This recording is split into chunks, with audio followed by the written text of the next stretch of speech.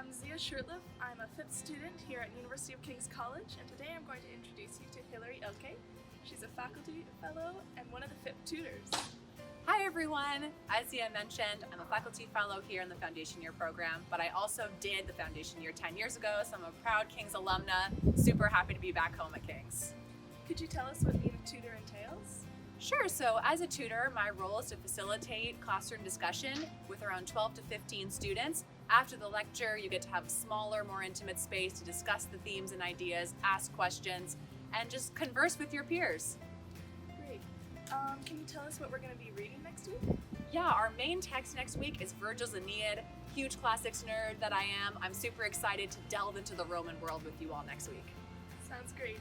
Thank you so much for joining us today, Hilary. My pleasure.